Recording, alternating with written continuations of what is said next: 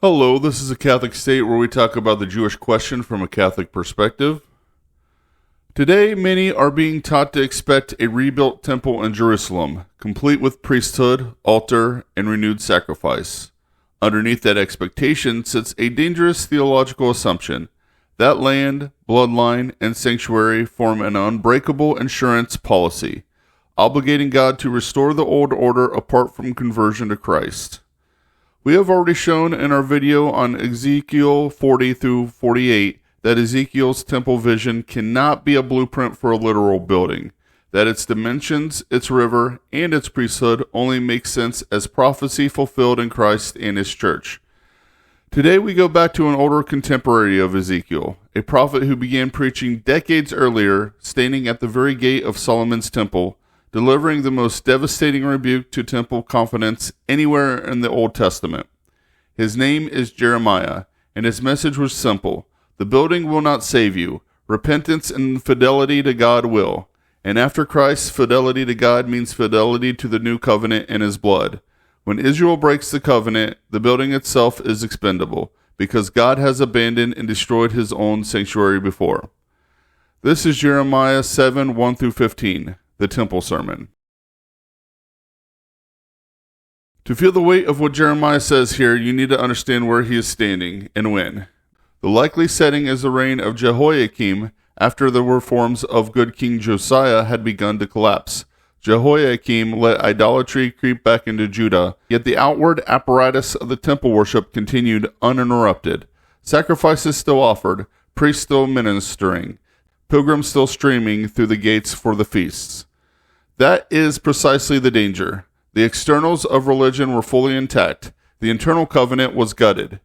God commands Jeremiah to stand at the gate of the Lord's house, not in a private chamber, not before a council of elders, but in the busiest, most public place in the entire nation, where the worshipers themselves are walking in to make their sacrifices. And there, Jeremiah is told to say the one thing no one wants to hear, that the temple they trust in will not protect them from the judgment their sins have earned. It was a dangerous sermon to preach. Jeremiah 26 records that the priests, the prophets, and the people seized him for it and demanded his death, precisely because he had dared to say the house would become like Shiloh.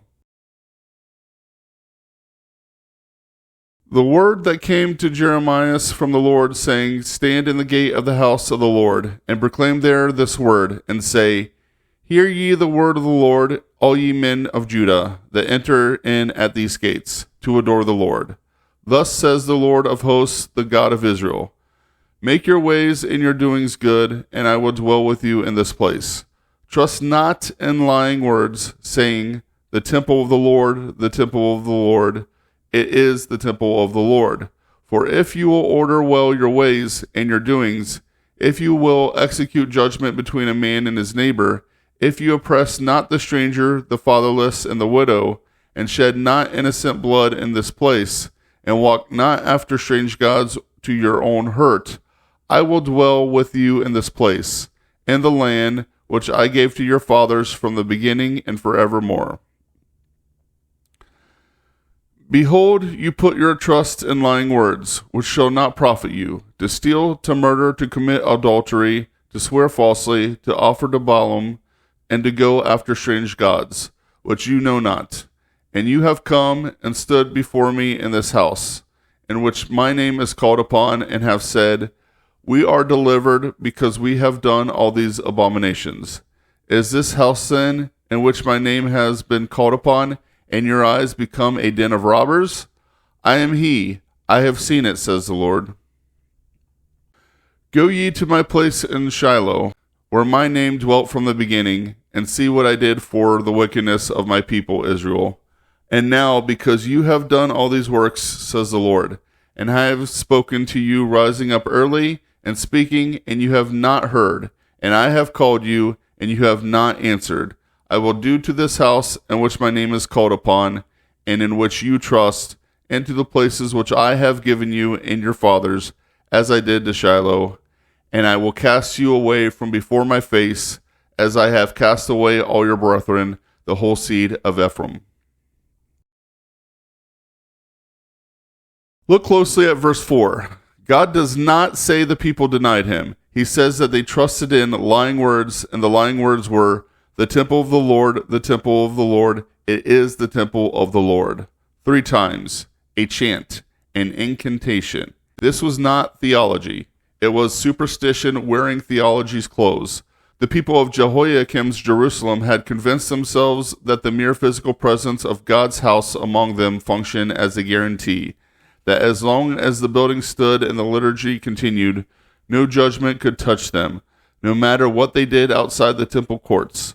Verse 11 gives us the indictment in its sharpest form. The house that bears God's own name had, in their hands, become a den of robbers, a hideout where criminals go not to reform, but to feel secure between crimes. St. Jerome, writing his commentary on this very chapter, does not let Christians off the hook either. He turns Jeremiah's warning directly on the church of his own day, on anyone tempted to substitute grandeur for grace. And let us not say, "The temple of the Lord, the temple of the Lord, the temple of the Lord," for that is the temple of the Lord, in which true faith dwells, holy conversation, and the chorus of all virtues. St. John Chrysostom, preaching centuries later, draws out the exact logic of the verse, that the building never sanctified the worshippers, only the reverse was ever true. Do you wish to learn that together with the sacrifices and the musical instruments and the festivals and the incense, God also rejects the temple because of those who enter it? Through his prophet he shouted aloud and said, "Put not your trust in deceitful words. This is the temple of the Lord, the temple of the Lord." What the prophet says is that the temple does not make holy those who gather there, but those who gather there make the temple holy. That is the theological core of the entire sermon, and it is worth stating plainly because it is the same error that undergirds Third Temple theology today. No structure, no ritual, and no genealogical claim can function as a substitute for covenant fidelity. God's dwelling was never magic. It was always conditional, tied, as verses 5 through 7 make explicit, to justice toward the neighbor, protection of the stranger, the fatherless, and the widow, and the rejection of idolatry. Take away the obedience, and the building is just stone. Verse 12 is where Jeremiah's argument becomes unanswerable, because God does not merely threaten a hypothetical future judgment. He points backward to an actual historical precedent that every one of his listeners would have known.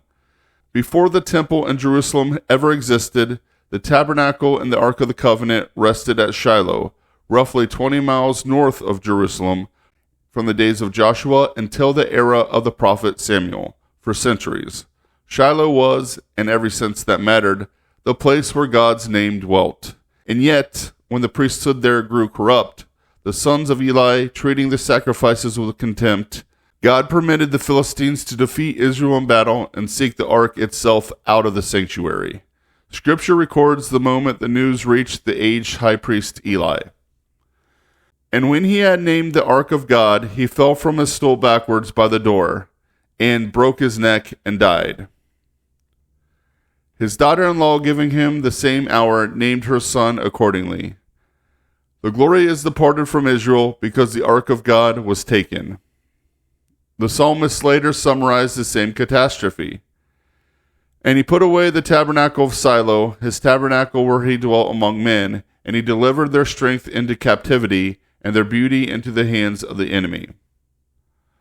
Modern excavation supports the ancient record.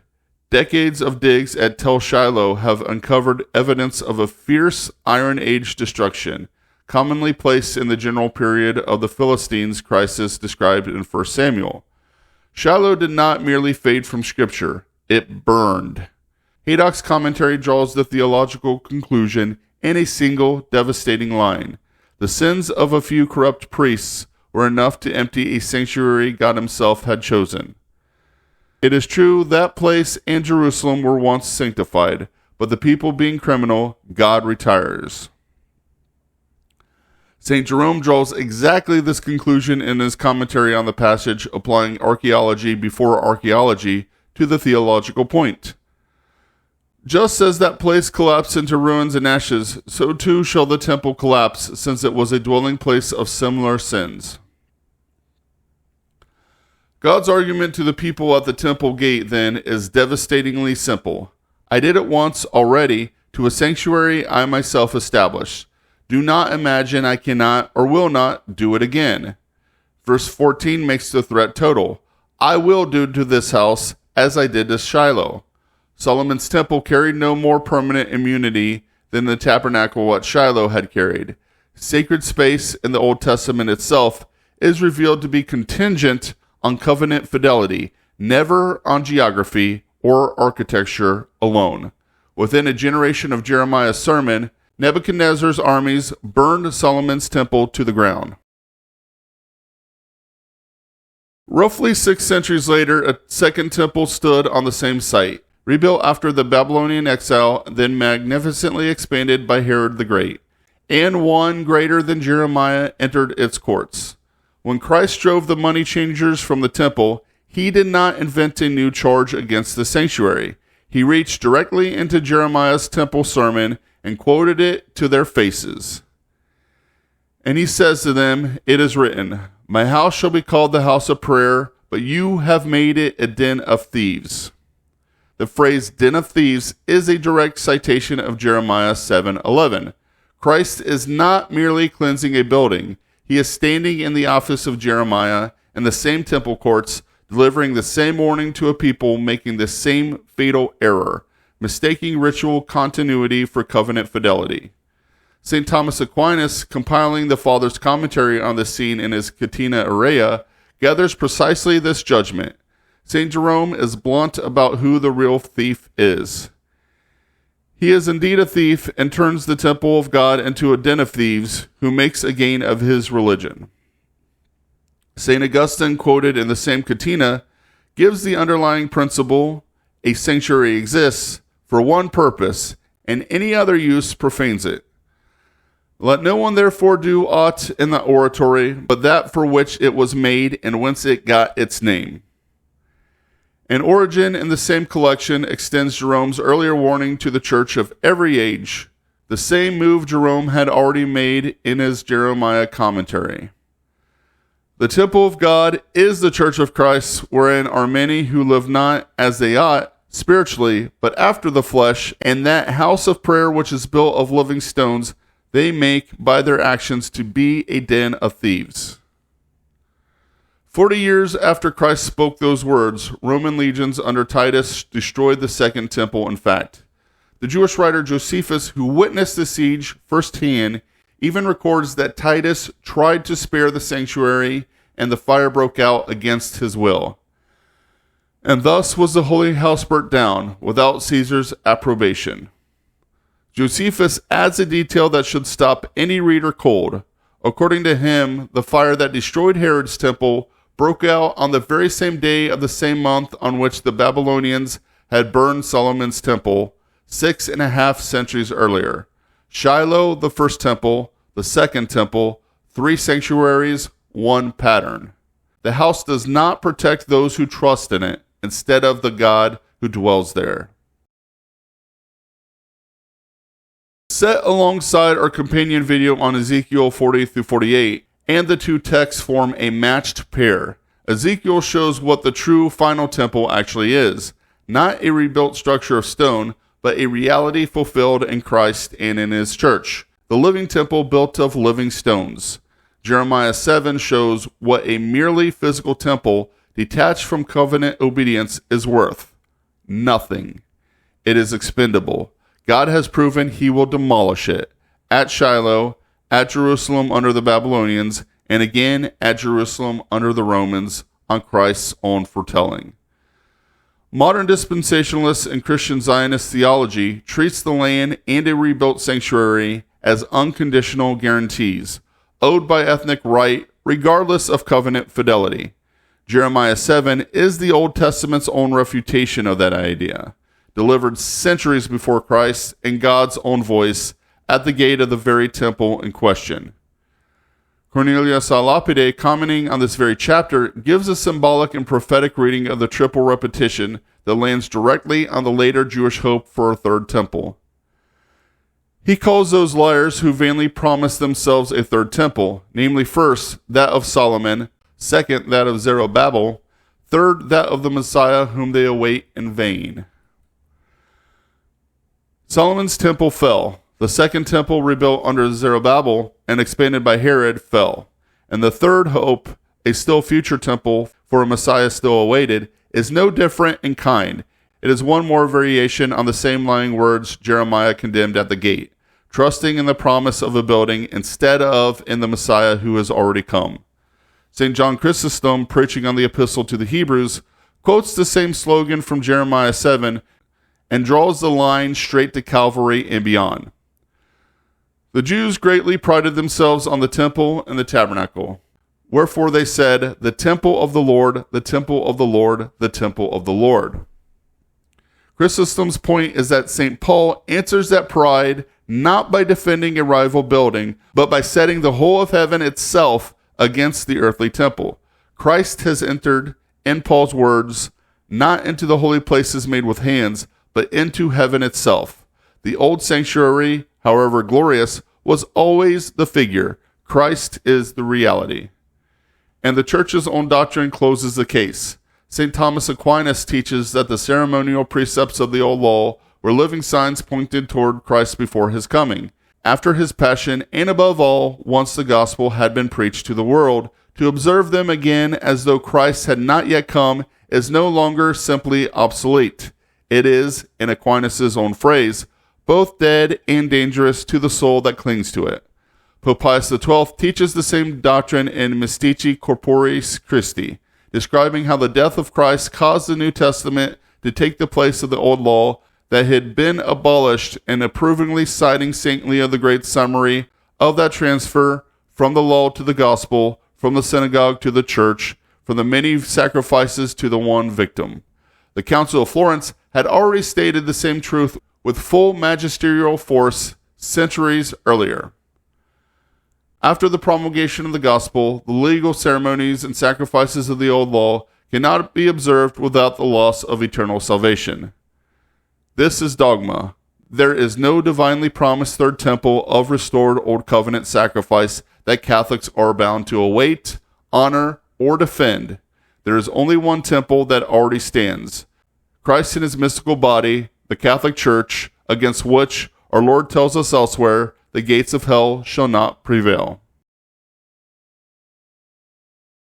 Jeremiah stood at the gate of a building his own countrymen trusted almost as much as they trusted the God who dwelt in it. He told them the truth. The stones would not save them. Their fathers' sins had already brought down one sanctuary at Shiloh, and the ashes were still there to be visited. Their own sins would bring down this one too. And 6 centuries later, standing in a rebuilt version of that same temple, Christ picked up Jeremiah's own words and repeated the warning to a new generation making the same mistake. A generation that would, within 40 years, watch it come true a third time on the very same day of the year the first temple had fallen. The lesson has never changed. God is not chained to a building by geography, genealogy, or architecture, and he will not let sacred space become an insurance policy for unbelief. He dwells where covenant fidelity is kept, and today, fully and finally, in Christ and his mystical body, the church, and sacramentally upon her altars. Christ is King, now and forever. Please hit the like button. Please leave a comment, good or bad, below. Please subscribe if you haven't. Please share this video. Thank you all, and God bless, my friends.